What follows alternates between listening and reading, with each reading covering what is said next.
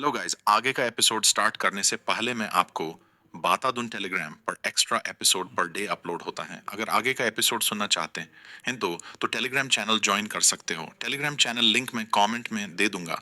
पूरी ताकत से उसने अपना बायां हाथ जंगली कुत्ते के खुले मुंह में धकेल दिया और उसके तेज दांतों को अपनी हथेली में घुसने दिया। खून निकाल दिया। आऊ!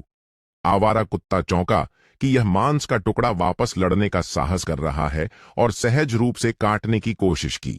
लेकिन अर्जुन का बायां हाथ मजबूती से उसके ऊपरी और निचले जबड़े के बीच फंसा था और काटने की शक्ति को अवशोषित कर रहा था।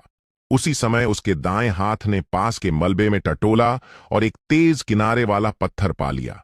मरो! अर्जुन के सूखे गले से एक कम गरज निकली। यह मृत्युलोक में उसकी पहली चीख थी। दाएं हाथ में पत्थर को कसकर पकड़ते हुए उसने आवारा कुत्ते के झपट्टे के वेग का उपयोग करते हुए बिना किसी रोक टोक के कुत्ते की सबसे कमजोर नाक पर जोर से मार दिया। धमाका! एक धीमी आवाज। आवारा कुत्ता दर्द भरी चीख निकालता है और उसका शरीर जोर से कांपने लगा। अर्जुन नहीं रुका। 1 2 3। गर्म खून उसके चेहरे पर छिड़क गया, नमकीन और चिपचिपा। वह नहीं जानता था कि कितनी बार मारा था। जब तक उसके नीचे का आवारा कुत्ता पूरी तरह से हिलना बंद नहीं हो गया, जब तक उसका सिर कीचड़ के तालाब में नहीं बदल गया, तब तक वह नहीं रुका। हाँ हाँ। अर्जुन सामूहिक कब्रिस्तान के शवों के ढेर पर पीठ के बल लेट गया। उसका सीना जोर जोर से ऊपर नीचे हो रहा था। उसका बायां हाथ खून से लथपथ था और दर्द इतना तेज था कि उसमें लगभग सारी संवेदना खो गई थी। लेकिन उसे पहले कभी महसूस नहीं हुई वास्तविकता का भाव आ गया। यह दर्द, यह धड़कता हृदय, यह अस्तित्व के लिए हताश संघर्ष, यह जीवन है। यह मृत्युलोक के नियम है। बचने के लिए तुम्हें जंगली पशु से भी ज्यादा कठोर होना पड़ता है। कांपते हाथों से उसने अपना सही दायां हाथ फैलाया, मृत आवारा कुत्ते को पकड़ा और अपने सामने खींच लिया।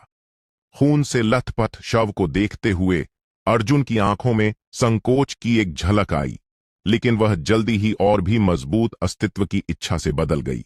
उसे शक्ति चाहिए। वह इस सामूहिक कब्रिस्तान से बाहर निकलना चाहता था। वह इस शापित विश्व को बचाना चाहता था। चूंकि कोई जादुई गोली नहीं है, तो कच्चा मांस खाना और खून पीना पड़ेगा। अर्जुन ने सिर झुकाया, जैसे जंगली पशु कच्चा मांस का एक टुकड़ा फाड़ा और उल्टी की इच्छा दबाते हुए निगल लिया। खून का स्वाद मुंह में फूट पड़ा, लेकिन यह मछली जैसी गंध एक हल्की गर्म धारा में बदल गई, जो उसके अन्ननली से पेट में उतरी और उसकी लगभग बुझ चुकी जीवन शक्ति को फिर से चमका दिया। यह कांटा मूल्य और शुरुआत दोनों है। पेट भरने पर ही मारने की ऊर्जा होती है। पेट भरने पर ही विश्व बचाने की शक्ति होती है। तभी दूर से पैरों की अव्यवस्थित आवाजें आईं और कुछ लालची फुसफुसाहट के साथ। मुझे लगा कि मैंने यहां कुछ गिरते देखा था। शायद किसी अमीर परिवार द्वारा फेंका गया शव है। उनके कपड़े फटे हो सकते हैं। अर्जुन रुका, फिर धीरे धीरे अपना सिर ऊपर उठाया। उसका चेहरा खून से ढका था और वह कच्चा मांस चबा रहा था। उसकी काली आंखें धुंधली रोशनी में भयानक चमक रही थीं, जैसे नरक से अभी लौटा हुआ राक्षस। चूंकि हम यहां हैं तो इस मैले विश्व का आनंद साथ मिले। पैरों की आहट पास आती गई।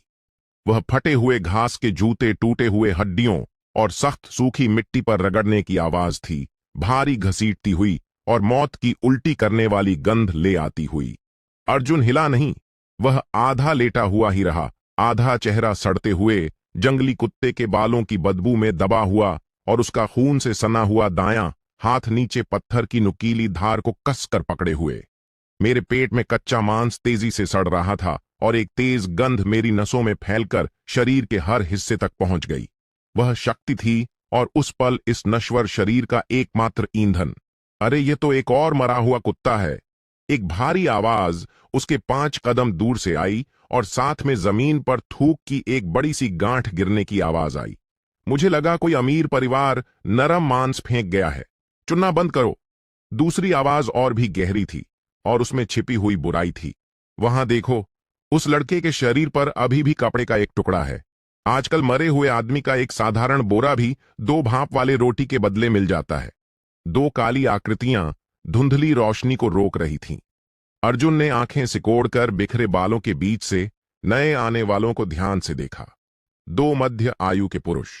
बाएं वाले की कमर झुकी हुई थी और वह लोहे से जड़ी हुई लकड़ी की छड़ी उठाए हुए था। दाएं वाले का शरीर मजबूत था। कमर में जंग लगा हुआ लकड़ी काटने वाला चाकू था। उसकी आंखें धुंधली और पीली थीं और वे अर्जुन द्वारा पहने हुए लंबे चोगे को गौर से देख रही थीं। हालांकि चोगा फटा हुआ था, लेकिन अच्छे कपड़े का बना था। यह इस शरीर के मूल मालिक की एकमात्र विरासत थी और उसी पल अर्जुन की मौत का वारंट भी था। नीला, संसार में इंसानी जान बेकार है, लेकिन कपड़ा और खाना कीमती है। दो भाप वाले रोटी के लिए किसी को मारना यहां जीवित रहने का नियम है। यह लड़का अभी भी सांस ले रहा लगता है। भारी आवाज वाला आदमी आगे झुका और हाथ में लकड़ी की छड़ी उठाई। क्या हमें उसे मदद करनी चाहिए? मजबूत आदमी ने दांत दिखाते हुए मुस्कुराया और टूटे हुए काले दांत दिखाए। जल्दी करो और अपने कपड़ों को खराब मत करो। हत्या की इच्छा ठंडी हवा की तरह बह गई। कोई बकवास नहीं और कोई झिझक नहीं। यह अंतिम समय है जहां जंगल का कानून चरम पर है और वे अपने सच्चे भावों को छिपाने की भी जरूरत नहीं समझते। अर्जुन का दिल स्थिर रहा, यहां तक कि पहले से भी धीमा।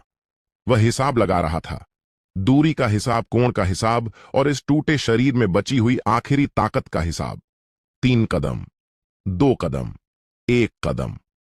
भारी आवाज वाला आदमी अर्जुन के पास पहुंचा और हाथ में लकड़ी की छड़ी ऊंची उठाकर अर्जुन के सिर पर निशाना साधा। उसकी आंखें सुन्न और लालची थीं, जैसे वह सड़ा तरबूज कुचल रहा हो।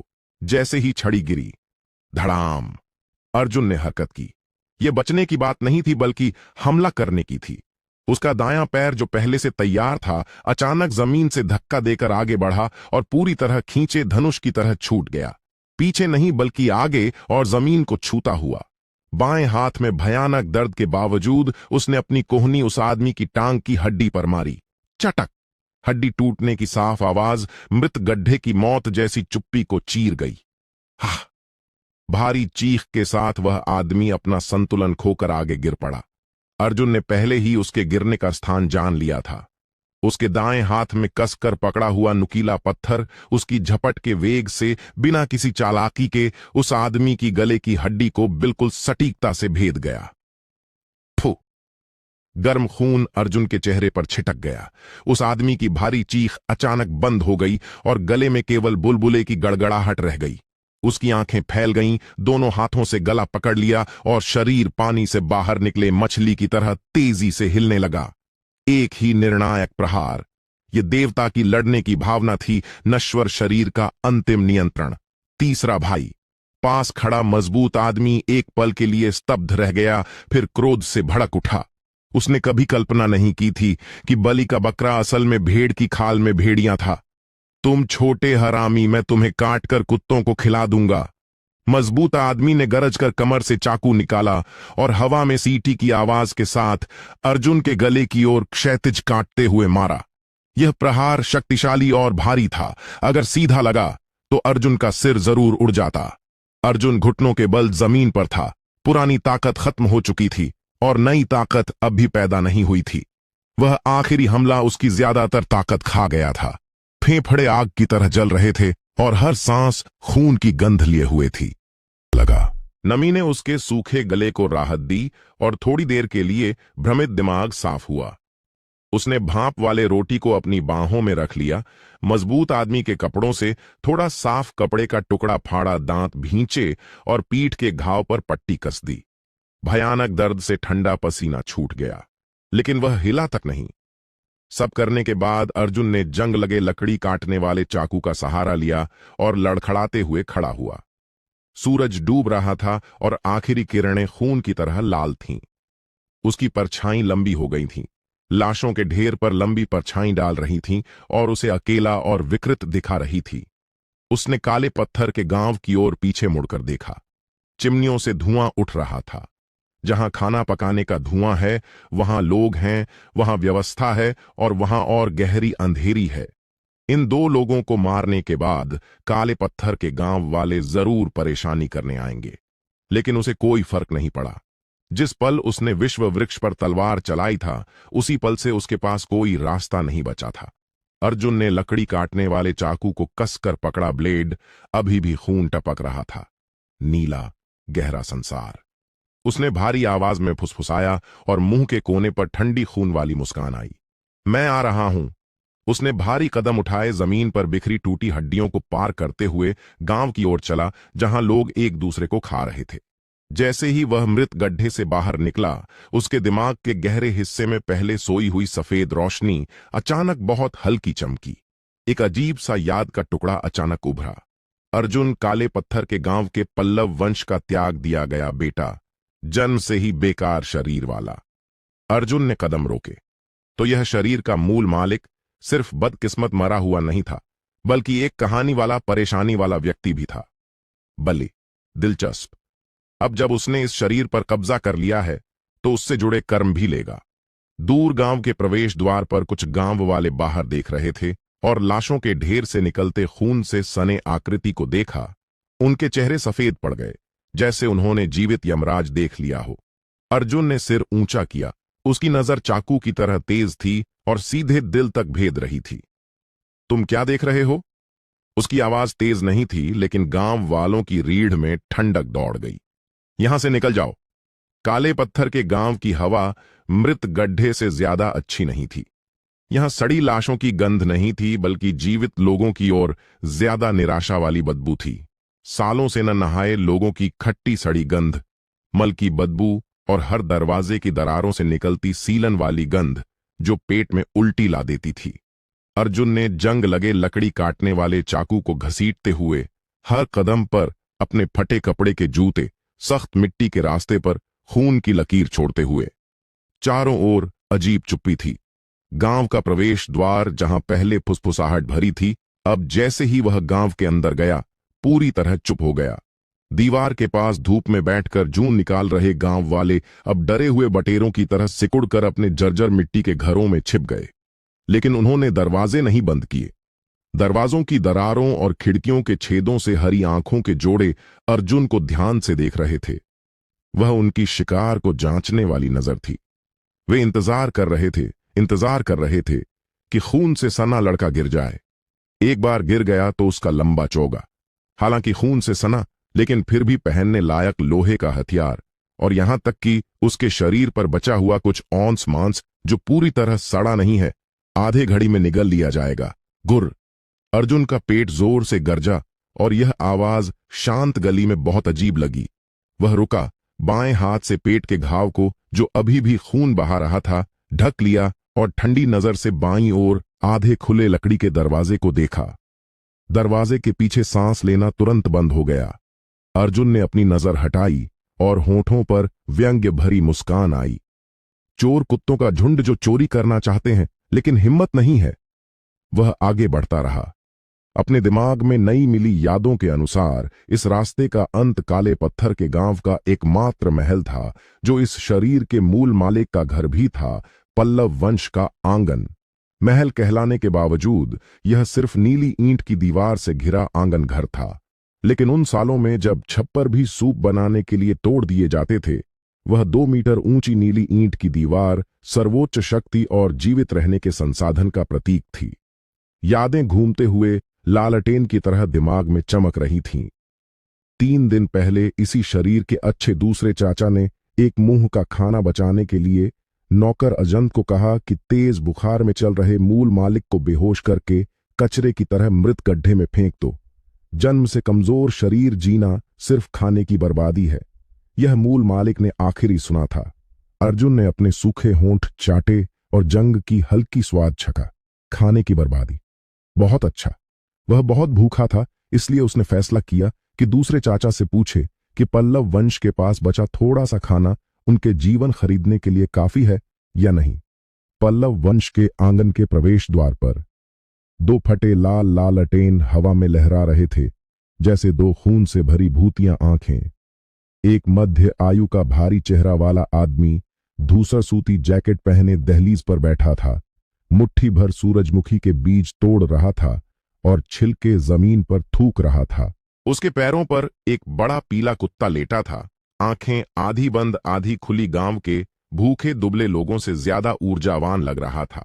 अजंत, वही नौकर जिसने मूल मालिक को मृत गड्ढे में फेंका था।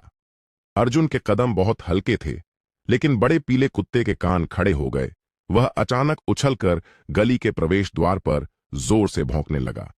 भौं भौं भौं। अजंत ने अधीर होकर कुत्ते को लात मारी। क्या तू आत्मा वापस बुला रहा है दिन के उजाले में? उसने ऊपर देखा और गाली देना अचानक बंद हो गया। सूरजमुखी के बीज के छिलके उसके फैले मुंह से गिर गए। वह आंखें फाड़े खून से सनी आकृति को छाया से निकलते देख रहा था, जैसे दिन के उजाले में भूत देख लिया हो। भूत भूत। अजंत इतना डर गया कि दहलीज से फिसलकर पीछे की ओर रेंगने लगा। उसने खुद लड़के की सांस जांच ली थी। लड़का 3 दिन पहले मर चुका था, वह कैसे खड़ा होकर वापस चल सकता है? अर्जुन चुप रहा। उसने सिर्फ चाकू उठाए सीढ़ियां चढ़ लीं। डूबता सूरज उसके चेहरे पर चमक रहा था, जहां खून के धब्बे सूख चुके थे और आंखें 2 गहरे सूखे कुओं की तरह काली थीं। तुम इंसान हो या भूत? अजंत खून देख चुका क्रूर स्वभाव का था। थोड़ी देर के डर के बाद उसने अर्जुन के पैरों की परछाई देखी और तेज खून की बदबू सूंघी। यह इंसान है। जब तक इंसान है तब तक आसान है।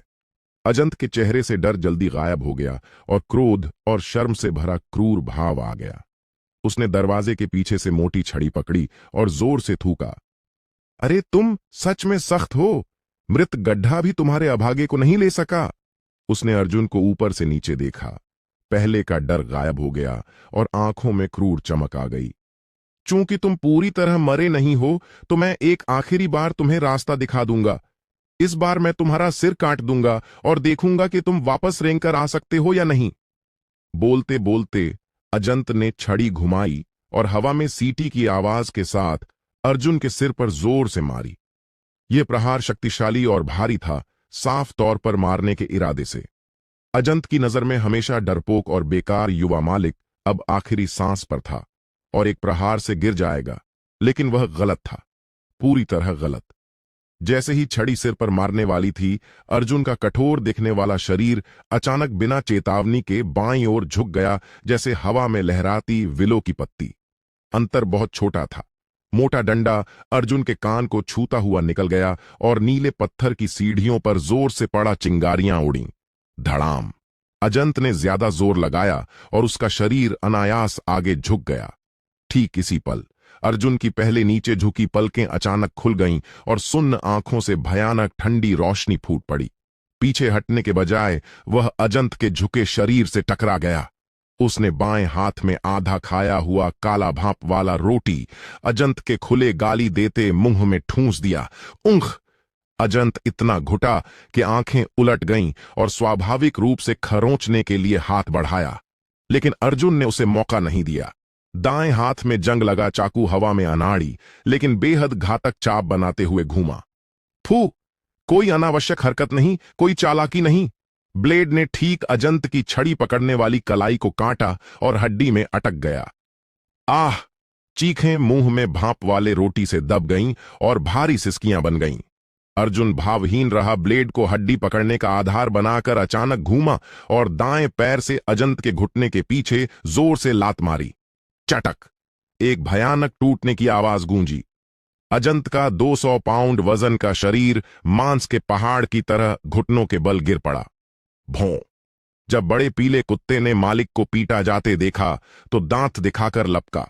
अर्जुन ने सिर भी नहीं घुमाया, चाकू खींचा और बिना देखे पीछे की ओर घुमाया। चाकू का पिछला हिस्सा कुत्ते की नाक पर जोर से पड़ा। वाह! बड़े पीले कुत्ते ने दर्द भरी चीख मारी। पूंछ दबाकर आंगन में भाग गया, मालिक से ज्यादा समझदार। अर्जुन ने अजंत के सही हाथ पर पैर रखा, झुका और खून से सना चेहरा लगभग अजंत की नाक से टकराते हुए। क्या स्वादिष्ट है! अर्जुन की आवाज भारी और खुरदुरी थी, जैसे 2 जंग लगे लोहे के टुकड़े आपस में रगड़ रहे हों। अजंत दर्द से पूरा शरीर हिल रहा था, सिर पर ठंडा पसीना था और आंखों में आखिरकार सच्चा डर भर गया। यह वह बेकार युवा मालिक नहीं है। वह बेकार युवा मालिक मुर्गी मरते देखने की हिम्मत नहीं रखता। वह कभी आंख झपकाए बिना मारने की क्रूरता नहीं कर सकता। अजंत ने जोर से सिर हिलाया। चेहरा आंसू और सलाइने से भरा दया मांगने की कोशिश कर रहा था, लेकिन मुंह में भाप वाला रोटी नहीं निकल रहा था। अर्जुन ने उसे ठंडी नजर से देखा। धीरे से हाथ में लकड़ी काटने वाला चाकू दबाया। ठंडी ब्लेड अजंत की गले की धमनी को छू गई। बताओ, पल्लव वंश का अनाज भंडार कहां है? अजंत ने कटी हुई कलाई उठाई कांपते हुए और आंगन के पूर्वी हिस्से के कमरे की ओर इशारा किया। बहुत अच्छा। अर्जुन ने सीधा होकर अजंत को जमीन पर लात मारी। मैं तुम्हारी जान बख्शता हूं, जाकर अपने दूसरे चाचा को बता दो। वह अजंत के अभी भी हिलते शरीर को पार करके छीलती हुई लाल दरवाजे को लात से खोल दिया। अर्जुन वापस आ गया। उसकी गर्दन साफ करके धो लो। आंगन शांत था। दरवाजे पर चीखें स्पष्ट रूप से अंदर वालों को सतर्क कर चुकी थीं, लेकिन अजीब बात यह थी कि कोई रक्षक बाहर नहीं दौड़ा। केवल कुछ खिड़कियों के पीछे हल्की छायाएं हिल रही थीं। अर्जुन ने जासूसी करने वाली नजरों की परवाह नहीं की। वह सीधे पूर्वी कमरे की ओर गया और दरवाजा लात से खोल दिया। बहुत दिनों बाद चावल की खुशबू आई। हालांकि यह सिर्फ पुराना भूरा चावल और फफूंदी वाला आटा था, लेकिन उस पल अर्जुन की नाक को दुनिया की सबसे अच्छी खुशबू लगी। बिना किसी झिझक के उसने मुट्ठी भर कच्चा चावल उठाया और मुंह में ठूंस लिया। चटक! कच्चा चावल सख्त था और मसूड़ों में चोट पहुंचा रहा था, लेकिन वह स्वाद लेते हुए चबा रहा था। जैसे ही लार ने नरम किया, स्टार्च की मिठास मुंह में फैली और आखिरकार पेट की आग शांत हुई। 2 घूंट कच्चा चावल खाने के बाद उसने कोने में पानी का घड़ा पाया। चाहे साफ हो या नहीं, उसने निकाला और पिया। पानी होंठों से नीचे बहा और कपड़ों पर खून के धब्बे धो गया। राहत महसूस करने के बाद अर्जुन जमीन पर सरक गया, चावल के डिब्बे से टेक लगाई और लंबी सांस छोड़ी। वह फिर से जीवित हो गया।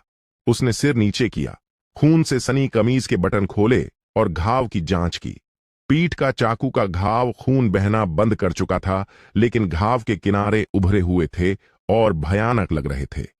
अर्जुन को आश्चर्य हुआ कि घाव के गहरे हिस्से में हल्की गर्मी का प्रवाह था, धीरे लेकिन लगातार क्षतिग्रस्त मांसपेशियों की मरम्मत कर रहा था।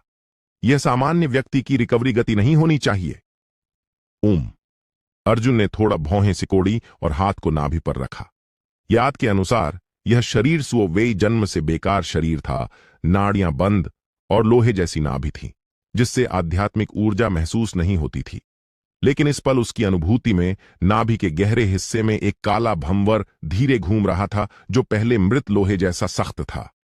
वह आध्यात्मिक ऊर्जा नहीं थी, यह भूख और लालच से भरी छीनने वाली गंध थी। यह चाह रहा था, मांस और खून चाह रहा था, ऊर्जा चाह रहा था, सब कुछ निगलने की चाहत। अभी खाया कच्चा चावल और जंगली कुत्ते का मांस सामान्य लोगों की तरह धीरे पच नहीं रहा था, बल्कि इस गंध से तुरंत टूटकर शुद्ध पोषण में बदल गया और इस टूटे शरीर को पोषित कर रहा था। अर्जुन की पुतलियां थोड़ी सिकुड़ गईं। यह बेकार शरीर बिल्कुल नहीं है। यह स्पष्ट रूप से किसी तरह का राक्षसी बीज है जो जबरन बोया गया है। कोई इस शरीर को पेट्री डिश बना रहा है और जहर कीड़े पाल रहा है। ओह! अर्जुन अचानक मुस्कुराया। उसकी मुस्कान थोड़ी भयानक थी। अगर कोई सामान्य साधना का प्रतिभाशाली इस राक्षसी बीज से मिलता तो शायद जीवन का सार निकालकर मर जाता। लेकिन वह अलग है। वह अर्जुन है। वह रचनाकार है जिसने कभी अराजकता पर राज्य किया और प्रकृति के नियमों को नियंत्रित किया। उसकी नजरों में यह निम्न स्तर का निगलने वाला नियम बच्चे का खेल है। तुम मुझे खाना चाहते हो ना? अर्जुन ने अपने सिकुड़े पेट को छुआ और आंखों में पागलपन की चमक आई। देखते हैं कौन किसे खाएगा। तभी आंगन से जल्दी लेकिन स्थिर पैरों की आवाज आई। यह एक व्यक्ति नहीं था। आवाज से लग रहा था कम से कम 10 कुशल अभ्यासी थे। उनके कदम हल्के और सांस लंबी और समान थी। युवा मालिक, अब जब तुम वापस आ गए हो तो दूसरे चाचा को नमस्ते क्यों नहीं की? दरवाजे के बाहर से एक नरम मध्य आयु की पुरुष आवाज आई, जिसमें बिल्ली और चूहे खेलने जैसी मजाक थी। अनाज भंडार में छिपकर कच्चा चावल चुराना पल्लव वंश के बड़े बेटे का उचित व्यवहार नहीं है। अर्जुन ने आखिरी घूंट कच्चा चावल निगला, पास पड़ा लकड़ी काटने वाला चाकू उठाया और चावल के घड़े का सहारा लेकर धीरे से खड़ा हुआ। उचित! इस कुत्ते खाने वाले संसार में सिर्फ जीवित लोग सम्मान की बात कर सकते हैं। उसने दरवाजा खोला। डूबता सूरज खून की तरह पूरे आंगन को लाल रंग में रंग गया। आंगन के बीच में एक मध्य आयु का विद्वान ब्रोकेड चोगे में लिपटा, हाथ में मोड़ने वाला पंखा लिए झूठी मुस्कान के साथ खड़ा था। उसके पीछे 10 काले कपड़े पहने रक्षक स्टील के चाकू लिए कतार में खड़े थे और हत्या की गंध फैला रहे थे। अर्जुन ने आंखें सिकोड़ लीं, नजर भीड़ पर घुमाई और मध्य आयु के विद्वान पर टिकी। देश प्रभु पल्लव वंश के दूसरे चाचा, वही अच्छे दूसरे चाचा जिसने खुद उसे बेकार व्यक्ति की प्रतिष्ठा दी थी। दूसरे चाचा, आप बहुत दयालु हैं। अर्जुन चाकू लिए दहलीज पार करते हुए बोला, आवाज इतनी शांत जैसे सामान्य बातचीत कर रहा हो। मेरा भतीजा नरक से रेंग कर वापस आया है और कोई उपहार नहीं लाया। उसने हाथ उठाया और चाकू की नोक दरवाजे के पास बेहोश पड़े अजंत की ओर की। इस निगरानी वाले कुत्ते को भतीजे का दूसरे चाचा को उपहार मान लो। देश प्रभु की मुस्कान थोड़ी जमी, फिर उसकी आंखें अचानक ठंडी हो गईं। अगर तुम सलाम ठुकरा रहे हो तो सजा पीनी पड़ेगी। उसने मोड़ने वाला पंखा जोर से बंद किया। करो, चाहे वे जिएं या मरें, कोई फर्क नहीं। 10 स्टील के चाकू डूबते सूरज की लाल चमक में स्नान किए मौत के वारंट की तरह लग रहे थे। अर्जुन अनाज भंडार के प्रवेश द्वार पर खड़ा था। उसका शरीर कागज की तरह पतला, जैसे हवा का झोंका उसे उड़ा ले जाए, लेकिन वह गिरा नहीं। उसका जंग लगा लकड़ी काटने वाला चाकू जमीन की ओर तिरछा था और चाकू की नोक पर जमा काला खून नीले पत्थर की पटियां पर छपाक से गिरा। आगे बढ़ो। जैसे ही देश प्रभु ने मोड़ने वाले पंखे से हल्का थपका, 2 रक्षक भयानक मुस्कान के साथ आगे लपके। बाएं वाले ने अनोखा रास्ता अपनाया, सीधे अर्जुन के निचले हिस्से पर निशाना साधा। दाएं वाले ने शक्तिशाली और भारी प्रहार किया। उनकी जोड़ी बेदाग थी। स्पष्ट था कि वे अनुभवी थे, जिन्होंने कई लोगों को मारा था। अगर वह बेकार अर्जुन होता तो अब तक कच्चा मांस बन चुका होता, लेकिन यहां अब खड़े वह पागल है जिसने कभी लाशों के पहाड़ों और खून के समुद्रों के बीच देवताओं को घोड़ों से नीचे खींचा था। अर्जुन ने हरकत की। कोई चालाकी भरी बचाव नहीं, बस थोड़ा सा बाईं ओर मुड़ गया। सिर पर मारने वाले प्रहार से बच गया। नुकीली ब्लेड नाक को छूती हुई निकली, ठंडी हवा लाई और कनपटी के कुछ बाल काट दिए। जीवन मृत्यु के उस पल में अर्जुन ने हाथ में लकड़ी काटने वाला चाकू हिलाया। यह काटना नहीं था, बल्कि घोंपना था। जंग लगी ब्लेड सांप की जीभ की तरह ठीक दाएं रक्षक की बगल में, चमड़े के कवच के एकमात्र अंतराल में घुस गई। फू! नुकीली ब्लेड मांस चीरने की धीमी और छोटी आवाज। रक्षक की आंखें बाहर निकल आईं और चीख गले में ही रह गई।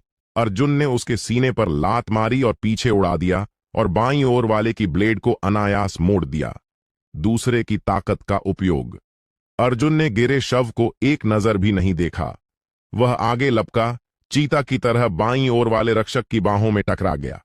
रक्षक चौंक गया और चाकू से बचाव करने की कोशिश की, लेकिन पाया कि उसकी कलाई पहले ही ठंडे लोहे जैसे हाथ से मजबूती से पकड़ ली गई है। चटक! नसें और हड्डियां खिसक गईं। स्टील का चाकू रक्षक के हाथ से छूट गया और अगले पल का नया मालिक बन गया। अर्जुन ने छीना स्टील का चाकू हाथ में पकड़ा, ब्लेड हवा में अर्धवृत्त बनाते हुए उस आदमी की गर्दन को टोफू काटने जितनी आसानी से काट दिया। रक्तवाहिकाएं फट गईं, सिर जमीन पर गिर गए। 2 मुठभेड़, 2 शव, आंगन मौत जैसी चुप्पी में था। बचे 8 रक्षक रुक गए, हाथों में चाकू पकड़े कांप रहे थे। वे लोग मार चुके थे और क्रूर लोग देख चुके थे, लेकिन इस तरह की मार कभी नहीं देखी। संक्षिप्त, कुशल और बिना किसी अतिरिक्त भावना के, जैसे कसाई खाने में सूअर काटना। Half half. अर्जुन भारी सांस ले रहा था। फेफड़े धौंकनी की तरह गरज रहे थे। पिछले 2 जोरदार हमलों ने उसकी नई जमा ताकत लगभग खत्म कर दी थी। पीठ का घाव फिर खुल गया और गर्म खून रीढ़ से नीचे बहकर कमर की पट्टी भिगो रहा था। दर्द, लेकिन इस दर्द में ठंडी खुशी थी। नाभि के अंदर काला भंवर पागल हो गया था। हवा में खून की बदबू तेज होती गई। राक्षसी प्राणी खून सूंघने वाले शार्क की तरह तेजी से घूमने लगा। नाभि से हल्की लेकिन बेहद शक्तिशाली गर्म धारा उठी। अर्जुन की सूखी नाड़ियों को जबरन धो रही थी और नई ताकत निकाल रही थी। युद्ध को युद्ध से बनाए रखना, यह राक्षसी बीज के नियम है। जितने लोग मारे, जितना खून बहे, उतना मजबूत होता जाता है। तुम वहां क्या खड़े हो? देश प्रभु की मुस्कान पूरी तरह गायब हो गई। उसका साफ चेहरा कांप रहा था और क्रूर सफेदी दिखा रहा था।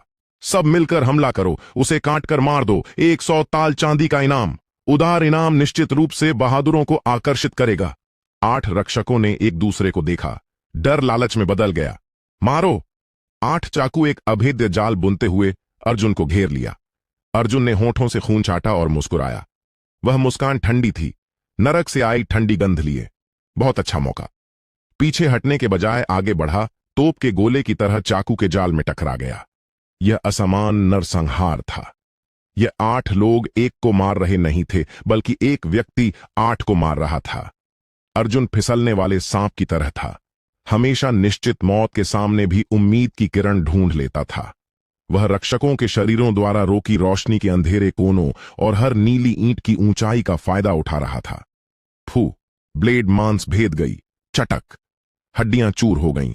चीखें ऊंची नीची हो रही थीं और खून पल्लव वंश के आंगन की नीली ईंट की जमीन को रंग रहा था। हर व्यक्ति को मारने के साथ अर्जुन की गंध मजबूत होती गई। राक्षसी बीज ने आसपास की मौत और खूनी गंध को लालच से निगला और अर्जुन को सुन्न करने वाली उत्तेजना दी। जैसे ही आखिरी रक्षक अपने भेदे पेट को पकड़कर गिरा, सूरज पूरी तरह क्षितिज के नीचे डूब चुका था। आंगन में केवल भारी सांसें और जमीन पर गिरते खून की टपकने की आवाज रह गई। अर्जुन खून से लथपथ था, जैसे खून के तालाब से निकाला गया राक्षस।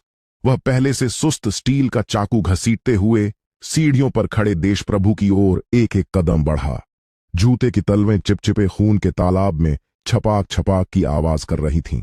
हर कदम देशप्रभु के दिल पर भारी हथौड़े की तरह पड़ रहा था।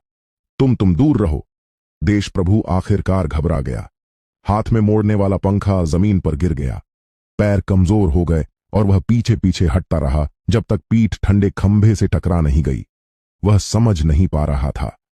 सभी नाड़ियां नष्ट और भूख से मरते शरीर वाला लंगड़ा प्यादा इतनी भयानक लड़ाई की ताकत कैसे दिखा सकता है? यह बिल्कुल मार्शल आर्ट नहीं है, यह मारने का तरीका है। अर्जुन सीढ़ियां चढ़कर देशप्रभु के सामने खड़ा हो गया। उस समय वह देशप्रभु की ठोड़ी तक ही था, इतना पतला कि लगता था हवा का झोंका उड़ा ले जाए। लेकिन देशप्रभु की नजरों में यह लड़का दुनिया के सबसे क्रूर राक्षस से भी ज्यादा भयानक था। दूसरे चाचा। अर्जुन ने हाथ उठाया। ठंडी ब्लेड ने देशप्रभु के पीले गाल पर थप्पड़ मारा और 2 चमकदार खून के निशान छोड़ दिए। तुम्हारी अभी वाली वह लड़ने की भावना, मुझे टुकड़े टुकड़े करने की इच्छा कहां गई? देशप्रभु पूरा कांप रहा था। मुश्किल से आखिरी हिम्मत जुटाई अर्जुन। मैं तुम्हारा दूसरा चाचा हूं, मैं तुम्हारा बड़ा हूं। अगर तुम विद्रोही होकर मुझे मारते हो तो एक बात है, लेकिन अगर तुम्हारे पिता को पता चला तो? मेरे पिता? अर्जुन ने उसे बीच में रोका। आंखों में व्यंग्य की चमक आई।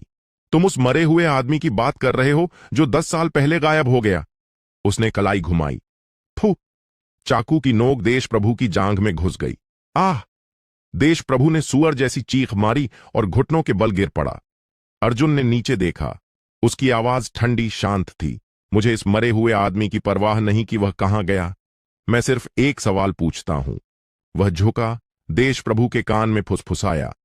मेरे अंदर वह चीज किसने बोई थी? देशप्रभु की पुतलियां तेजी से सिकुड़ गईं। पैर के भयानक दर्द की परवाह किए बिना वह अर्जुन को आतंक से देख रहा था। तुम जानते हो? तुम्हें कैसे पता हो सकता है? फू! अर्जुन ने चाकू निकाला और दूसरी जांघ में घोंप दिया। गलत जवाब। आह! देशप्रभु इतना दर्द में था कि नाक और आंसू बह रहे थे और उसकी मानसिक रक्षा पूरी तरह टूट गई। वह व्यापारी था, लोगों के दिलों को नियंत्रित करने का मास्टर, लेकिन उसने कभी ऐसा पागल नहीं देखा था जो पूरी तरह अनियोजित काम करता हो। मैं बताता हूं, देशप्रभु हांफते हुए बोला। आंखें बेफोकस थीं। यह ऊपरी संप्रदाय का स्वामी है, रक्त राक्षसी संप्रदाय का स्वामी।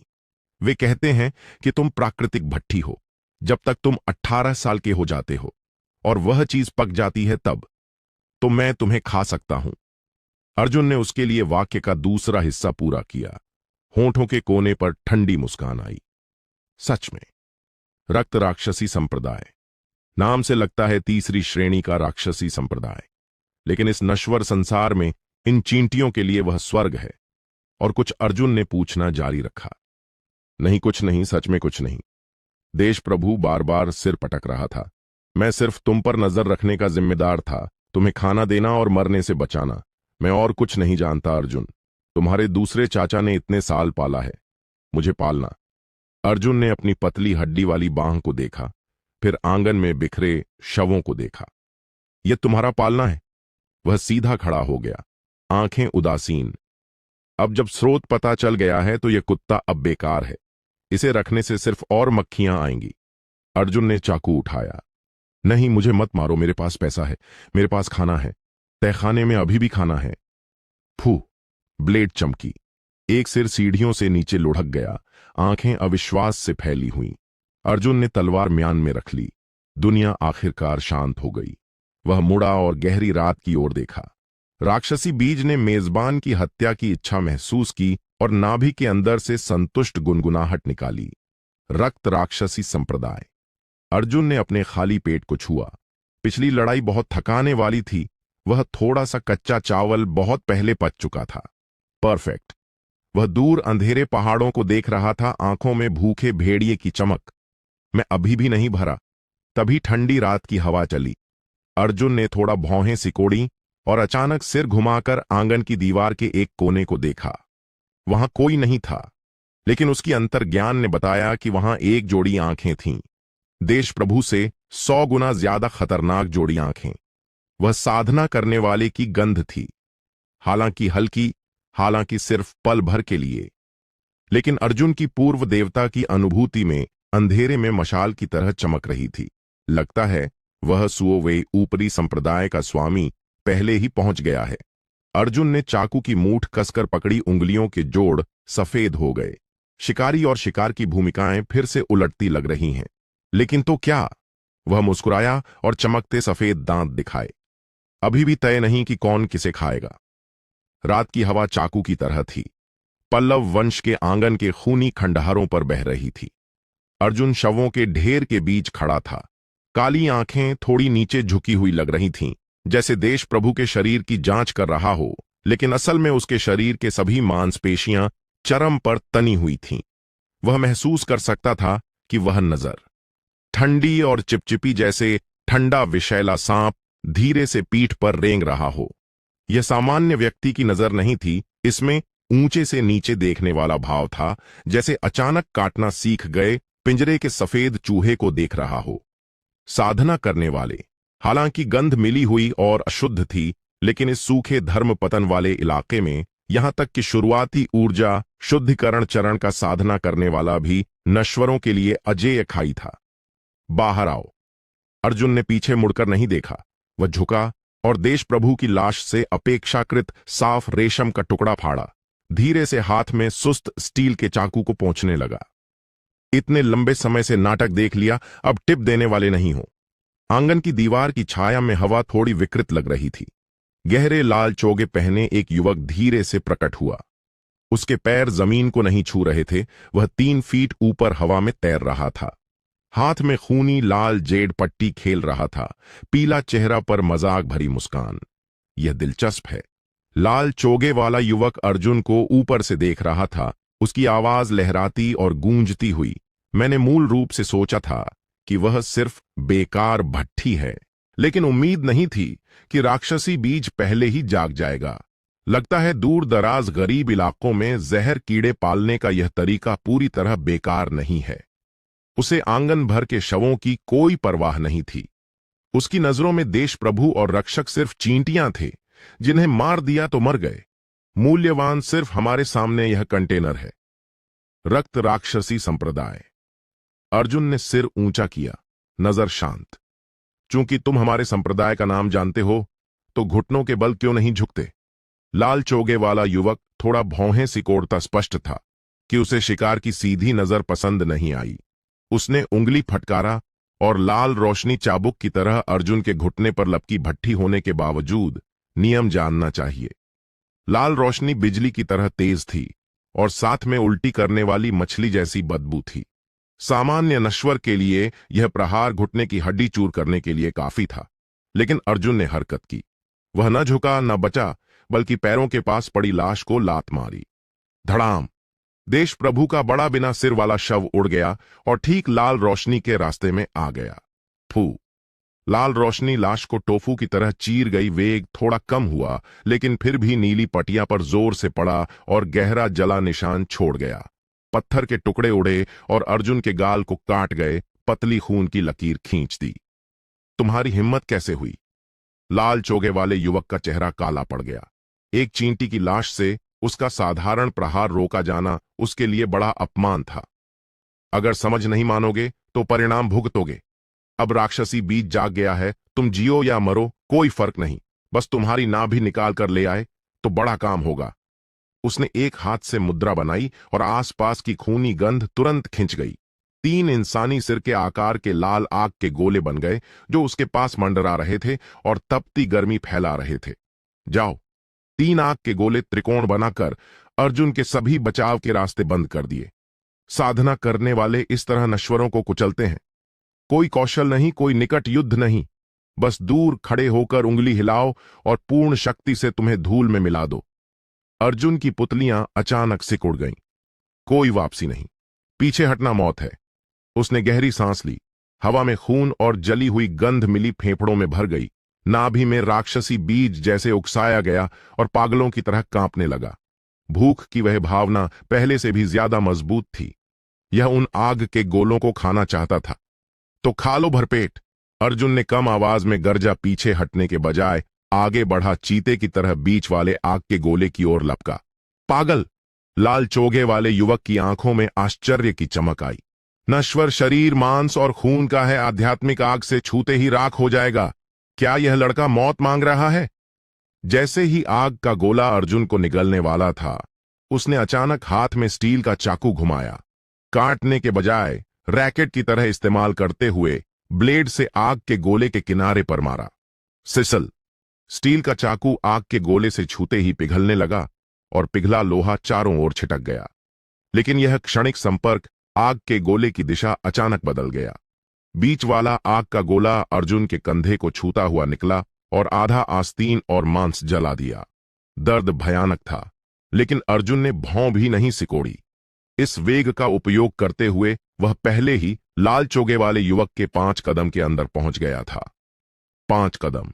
यह नश्वरों द्वारा देवताओं को मारने की जीवन मृत्यु की रेखा है। रास्ते से हटो! लाल चोगे वाला युवक आखिरकार घबरा गया। वह आखिरकार सिर्फ बाहरी शिष्य था जो अपना वजन दिखाने का आदी था और कभी इस तरह की लापरवाह लड़ाई का तरीका नहीं देखा था। वह पागलों की तरह पीछे हटने की कोशिश कर रहा था, साथ ही सुरक्षा कवच सक्रिय कर रहा था। बहुत देर हो चुकी थी। अर्जुन ने आधे हैंडल बचा स्क्रैप मेटल फेंक दिया, दोनों पैरों से जमीन से धक्का दिया और तोप के गोले की तरह लाल चोगे वाले युवक की बाहों में टकरा गया। धड़ाम! सुरक्षा कवच जोर से चमका और अर्जुन को दूर कर दिया। भारी प्रतिक्रिया से अर्जुन के मुंह से खून का घूंट निकला, लेकिन उसने प्रतिक्रिया के बल का उपयोग करके दोनों हाथों से लाल चोगे वाले युवक के कंधों को लोहे के क्लैंप की तरह कसकर पकड़ लिया। नाखून टूट गए और गहरे मांस में घुस गए। तुम! लाल चोगे वाला युवक आतंक से पता चला कि उसके शरीर की आध्यात्मिक ऊर्जा नियंत्रण से बाहर घूम रही है। शरीर छूते ही अर्जुन की नाभि का काला भंवर जैसे रास्ता ढूंढ गया। भयानक चूसने वाली ताकत अर्जुन की बांह से होकर लाल चोगे वाले युवक की सुरक्षा आध्यात्मिक रोशनी को पागलों की तरह खींचने लगी। यह बकवास चीज क्या है? लाल चोगे वाला युवक चीखा और छूटने की कोशिश की, लेकिन पाया कि लड़के की ताकत आश्चर्यजनक थी, जैसे 10,000 साल से भूखा क्रूर जानवर उसकी गर्दन काट रहा हो। यह ब्याज है। अर्जुन का मुंह खून से भरा था, चमकते सफेद दांत दिखा रहे थे और उसने जोर से लाल चोगे वाले युवक की गर्दन पर काट लिया। चूंकि हाथों से सुरक्षा नहीं फाड़ सकते तो दांतों से काटो। चूंकि वे राक्षस हैं तो कच्चा मांस खाओ और खून पियो। चटक! सुरक्षा कवच आखिरकार राक्षसी बीज के पागलपन भरे निगलने से टूट गया। अर्जुन के दांत लाल चोगे वाले युवक की गर्दन चीर गए। गर्म जीवंत खून बह निकला और अर्जुन के गले में घुस गया। इस पल अर्जुन को लगा कि वह खून नहीं, बल्कि मैग्मा, अमृत और लंबे सूखे के बाद बारिश की जीवन देने वाली शक्ति निगल रहा है। उसने खून और मांस के टुकड़ों वाला घूंट थूका, ऊपर पड़ी सिकुड़ी मम्मी जैसी लाश को हटाया और लड़खड़ाते हुए खड़ा हुआ। हम जीत गए। एक नश्वर ने देवता को मारा। हालांकि वह सिर्फ ऊर्जा शुद्धिकरण चरण का नौसिखिया था और तरीके बेहद बदसूरत थे, जैसे जंगली जानवर फाड़ फाड़ कर काट रहा हो। लेकिन परिणाम यह था कि वह जिया और दूसरा मर गया। अर्जुन ने चेहरे से खून पोंछा और शरीर के अंदर भूकंप जैसे बदलाव महसूस किए। उसकी नाड़ियां जो स्थिर पानी की तरह रुकी हुई थीं, आंशिक रूप से खुल गई थीं। हालांकि पूरी ऊर्जा चक्र अभी नहीं बना था, लेकिन वह स्पष्ट रूप से महसूस कर सकता था कि नाभि में हल्की लेकिन सच्ची ऊर्जा घूम रही है। वह आध्यात्मिक शक्ति थी, खींचकर प्राप्त आध्यात्मिक शक्ति। इस शरीर की बेकारता की बेड़ियां इस सबसे प्रभुत्वशाली तरीके से जबरन तोड़ दी गईं। क्या यह राक्षसी मार्ग है? अर्जुन ने अपनी तेजी से ठीक होते हाथों को देखा और मुंह के कोने पर ठंडी मुस्कान आई। अगर सही मार्ग लोगों को भूख से मरने देता है तो राक्षस बनने में क्या गलत है? वह झुका और लाल चोगे वाले युवक की लाश की तलाशी लेने लगा। उसने धूल भरी छोटी थैली फाड़ी। भंडारण थैली। अर्जुन ने अभी प्राप्त आध्यात्मिक ऊर्जा की एक लहर इसमें डालने की कोशिश की। गुनगुन। थैली खुल गई और कई चीजें गिर गईं। 3 निम्न श्रेणी की आध्यात्मिक पत्थर, 2 बोतलें दवाइयों की एक पतली पुस्तिका और वह खूनी लाल जेड पट्टी। गरीब हरामी। अर्जुन ने मन में गाली दी, लेकिन जल्दी से आध्यात्मिक पत्थर और दवाइयां अपनी जेब में ठूंस लीं। इस संसाधन की कमी वाले संसार में ये जीविका के साधन हैं। उसने जेड पट्टी उठाई और माथे पर रखी। एक जानकारी दिमाग में भर गई। रक्त राक्षसी संप्रदाय, बाहरी संप्रदाय, परीक्षण मिशन, काले पत्थर के गांव में पल्लव वंश की भट्ठी पर नजर रखो और राक्षसी बीज पकने के बाद वापस लाओ। अगर कोई असामान्यता पाई तो बिना दया मारे मार दो। नीचे छोटे अक्षरों में एक पंक्ति थी, जिम्मेदार व्यक्ति, बाहरी संप्रदाय प्रबंधक विजय सेन, 3 दिन में जांच। 3 दिन। अर्जुन ने आंखें खोलीं और हाथ में जेड पट्टी कुचल दी। यानी उसके पास सिर्फ 3 दिन हैं। 3 दिन बाद और मजबूत साधना करने वाले दरवाजा खटखटाएंगे। विजय सेन नाम का वह प्रबंधक निश्चित रूप से हमारे सामने इस डिलीवरी वाले से ज्यादा परेशानी वाला है। भागना।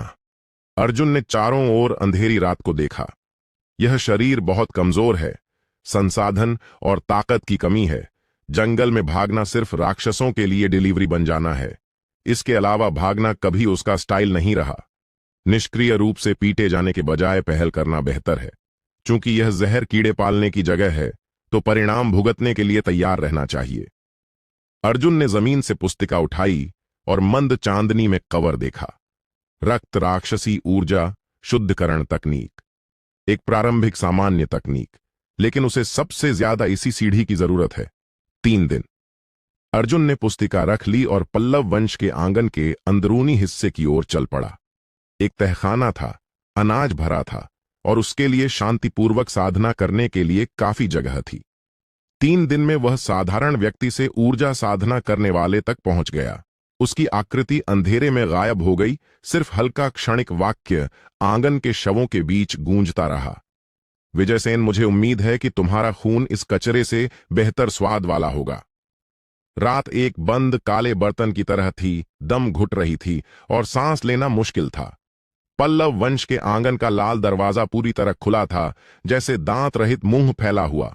खून की तेज बदबू वाली हवा काले पत्थर के गांव की हर जर्जर गली से होकर गुजर रही थी और पीली मिट्टी और घास से लिपटी खिड़कियों की दरारों में घुस रही थी। यह गंध त्योहार के मांस की खुशबू से ज्यादा ललचाती थी और मृत गड्ढे की लाशों की बदबू से ज्यादा घातक थी। गली की गहरी छाया से फुसफुसाती पैरों की आवाज निकलने लगी। यह अनगिनत फटे घास के जूतों की सख्त मिट्टी पर रगड़ने की आवाज थी, नरम लालची आवाज, जैसे अनगिनत चूहे छेद से बाहर निकल रहे हों। अर्जुन आंगन के शवों के ढेर के बीच खड़ा था, हाथ में धूल भरी भंडारण थैली पकड़े हुए। वह जल्दी से बाहर जाने की बजाय झुका लाल चोगे वाले युवक की लाश से अपेक्षाकृत साफ अंदर का कपड़ा फाड़ा और धीरे से हाथ में पहले से सुस्त स्टील के चाकू को पोंछने लगा। हरकतें धीमी और स्थिर थीं। हर पोंछने के साथ ब्लेड पर पपड़ी का एक स्तर खुरच गया और नीचे सुस्त लोहे का रंग दिखने लगा। गुल्प। आंगन के दरवाजे के बाहर किसी ने जोर से थूक निकला। आवाज मौत जैसी चुप्पी वाली रात में असाधारण रूप से तेज थी। तुरंत अनियंत्रित बेचैनी आई। पल्लव वंश सब मर गए क्या? वह सैकड़ों किलो चावल है और सूखा मांस भी मैं सूंघ सकता हूं। वह लड़का पूरी तरह बेकार है। उसने गंदे तरीकों से किसी को मारा होगा। देखो, वह सीधा खड़ा भी नहीं हो पा रहा। भूख सबसे अच्छा साहस बढ़ाने वाला है। आखिरकार पहला चूहा रोक नहीं पाया। वह गांव के पश्चिम छोर का बदमाश प्रीतम था। हाथ में टूटा रसोई का चाकू, आंखें हरी चमक रही थीं। आंगन के अनाज भंडार के दरवाजे को देख रहा था। सूखे होंठ चाटे और चिल्लाया, आगे बढ़ो और जो मिले वहीं रख लो। वह चीख पाउडर के ढेर को आग लगाने जैसी थी। तुरंत दर्जनों लोग, पुरुष, स्त्रियां, बूढ़े बच्चे अंधेरे से बाहर निकल आए। खुदाई के औजार, छड़ियां और यहां तक कि पत्थर लिए वे गरजते हुए दरवाजे की ओर गंदे धारे की तरह लपके। उनकी नजरों में इस पल आंगन में खड़ा अर्जुन कोई व्यक्ति नहीं था, बल्कि उनके रास्ते का रोड़ा था। अर्जुन ने चाकू पोंछना बंद किया। उसने पलकें ऊंची कीं। काली आंखों में कोई भावना नहीं, सिर्फ मृत वस्तु को देखने जैसी उदासीनता। मौत को आमंत्रण। दो शब्द हवा की तरह हल्के। बदमाश प्रीतम सबसे आगे था। एक पैर खून से सनी दहलीज पार कर रहा था। लालची भाव अभी उसके चेहरे पर पूरी तरह नहीं फला था। फू! एक काली छाया हवा को चीरती हुई आई। वह अर्जुन के हाथ में स्टील का चाकू था।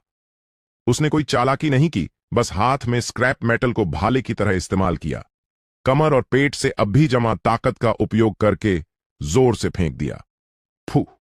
स्टील का चाकू बदमाश प्रीतम के सीने को भेद गया और भारी वेग से उसे पीछे उड़ा दिया, जहां वह दरवाजे के बाहर स्क्रीन दीवार से टकरा गया।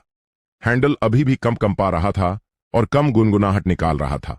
बदमाश प्रीतम ने नीचे देखा, सीने में साफ छेद देखा, मुंह खोला, खून का घूंट थूका, सिर एक तरफ झुक गया और मर गया। आगे बढ़ती भीड़ अचानक रुक गई, जैसे अदृश्य हाथ ने गर्दन पकड़ ली हो, और सभी गरज और पैरों की आवाज उस पल अचानक बंद हो गई। दर्जनों आंखें आतंक से दीवार पर कील लगे मरे हुए को देख रही थीं, फिर आंगन में बिना हथियार वाले लड़के को। अर्जुन ने हाथों से जंग झाड़ी और दरवाजे की ओर बढ़ा। वह बहुत धीरे चल रहा था। हर कदम मोटे खून के तालाब में छपाक छपाक की आवाज कर रहा था। आवाज तेज नहीं थी, लेकिन जैसे भारी हथौड़ों की श्रृंखला हर किसी के दिल पर पड़ रही थी। वह स्क्रीन दीवार के पास पहुंचा और हाथ बढ़ाकर तलवार की मूठ पकड़ ली। तलवार खींची, खून फुहार की तरह उछला और पूरे चेहरे पर छिटक गया। उसने आंख भी नहीं झपकाई, बस जीभ बाहर निकाली और मुंह के कोने से गर्म खून की बूंद चाट ली। यह आंगन अब मेरा है। अर्जुन ने खून टपकते चाकू को पकड़े दरवाजे के बाहर डरे हुए चेहरों को देखा। आवाज भारी और ठंडी थी। जो रेखा पार करेगा वह मरेगा। कोई बकवास नहीं, कोई चेतावनी नहीं, केवल जमीन पर अभी भी गर्म शव चुपचाप यहां के नियम समझा रहा था। भीड़ पीछे हटने लगी।